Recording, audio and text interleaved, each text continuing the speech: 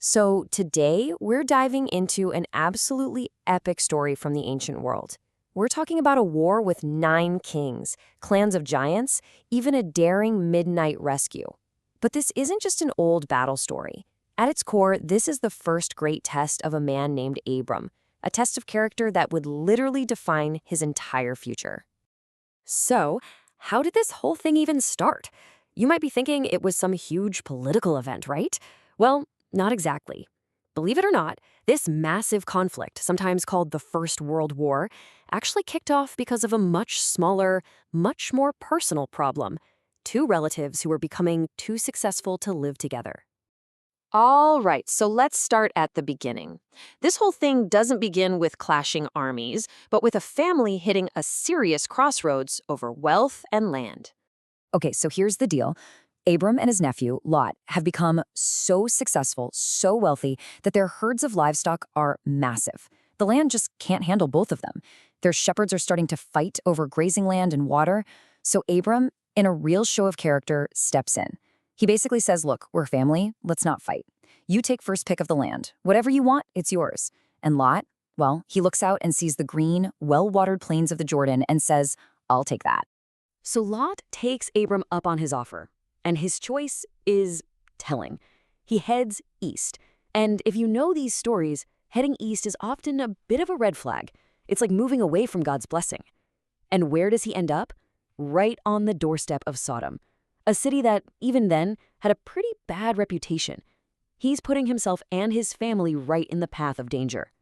And then you get this one little line in the text, but wow, it says so much. It says he pitched his tent toward Sodom. See, he's not just living near the city. His whole life is now oriented in that direction. He's chasing what looks good on the surface, what looks prosperous, totally blind to the disaster he's walking right into. And yeah, that decision, it puts Lot smack dab in the middle of a huge political firestorm. See, for 12 long years, all the local Canaanite kings, including the king of Sodom, had been under the thumb of a powerful Mesopotamian empire. But in year 13, they decided they'd had enough. They rebelled.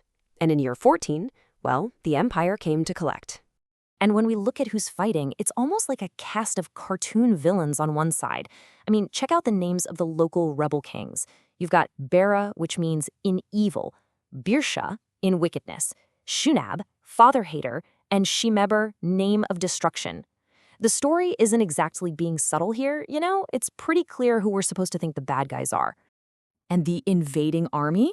These guys were no joke. They were an absolute powerhouse. Before they even get to Sodom, they're just steamrolling everyone in their path. They take down these legendary clans of giants, the Rephaim, the Zuzim. This wasn't just a simple battle, it was a campaign of pure shock and awe, meant to put the whole region back in its place. So when the 2 armies finally meet, it's not much of a fight. It's over fast. The local kings get completely crushed. Their cities are ransacked, everything is stolen. And who gets caught right in the middle of all this chaos? Lot. Yep, Lot, his family, all his stuff, it's all captured and hauled away by the invaders. Okay, so this is where the whole story flips back to Abram.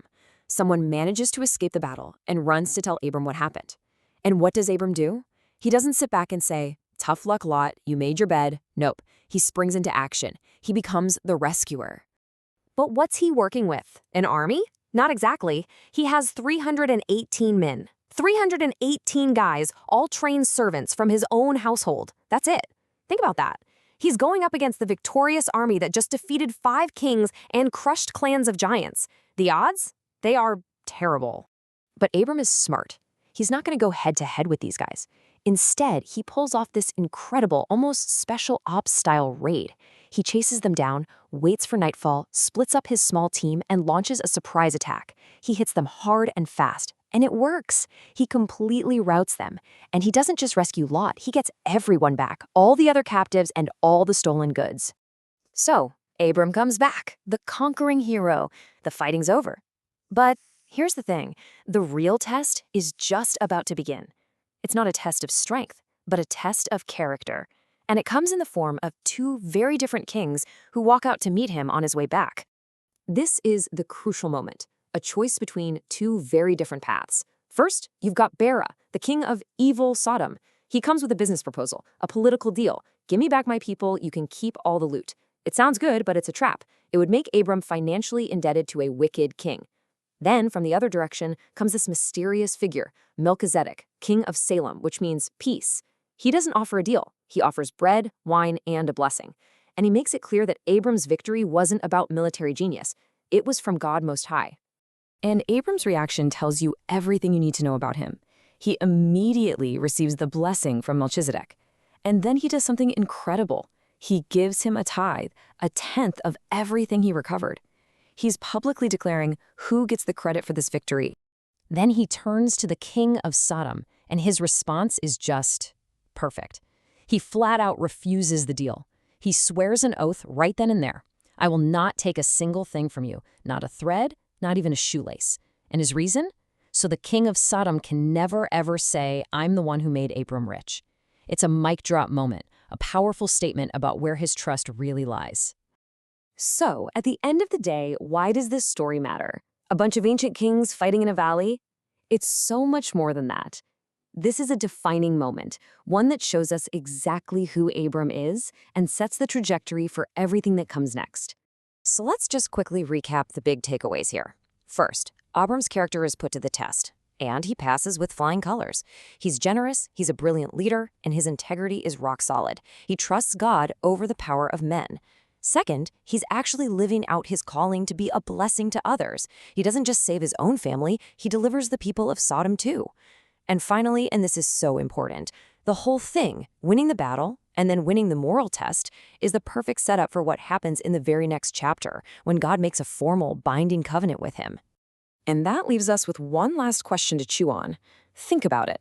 Abram could have taken the deal. He could have become a powerful warlord, made rich and influential by the king of Sodom. But he turned it all down. So by saying no to the riches of a human king, what kind of kingdom was Abram actually choosing to build? And whose power was it really going to be founded on?